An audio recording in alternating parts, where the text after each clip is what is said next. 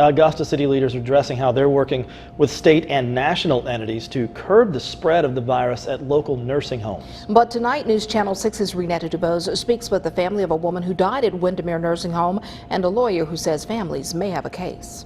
As cases and even deaths rise at a local nursing home, it's sounding the alarm on the need for help. Help that is already here. Both the National Guard and the fire department are working with staff to mitigate a growing problem. There's a team from local public health that's making contact with every skilled nursing facility in the district. We also requested the National Guard support local nursing homes with manpower and cleaning.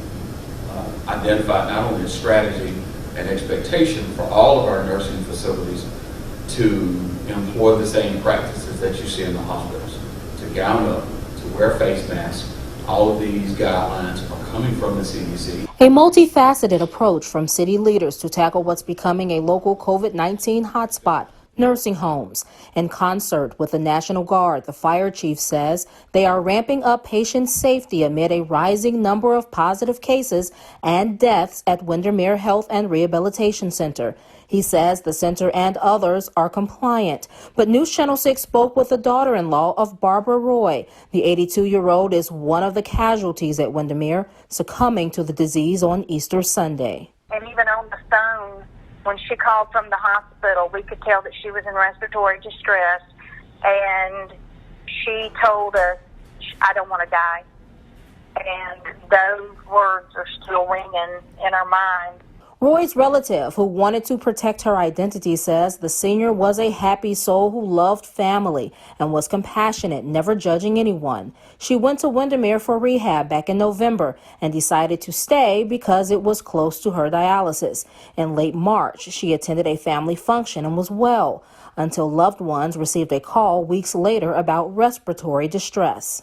We feel like if this was detected, that maybe steps could have been taken to where she would still be with us. Attorney Austin Jackson says after looking at other facilities Windermere parent company Salva runs, he claims some families may have a case. There's potentially a nationwide pattern of, I don't necessarily want to say negligence that we know of at this point, but there could be a pattern of negligence in how they've handled this outbreak in their facilities. Jackson says he wants to know what Windermere did to stop the spread and try to find out how it got in there in the first place. What we would investigate, namely, is did they admit a patient that may have coronavirus? Did they wait for coronavirus tests to come back before they admitted patients, or did they knowingly admit somebody that may have coronavirus? To us, that would be very negligent. Many people want Windermere shut down and those residents moved to a safer location, but city leaders say that would be difficult because they do not have the authority to shut the place down. That is the Department of Community Health. There's also the question, where would those residents go without infecting others? In Augusta, Renetta DuBose, WJBF News Channel 6. Back to you.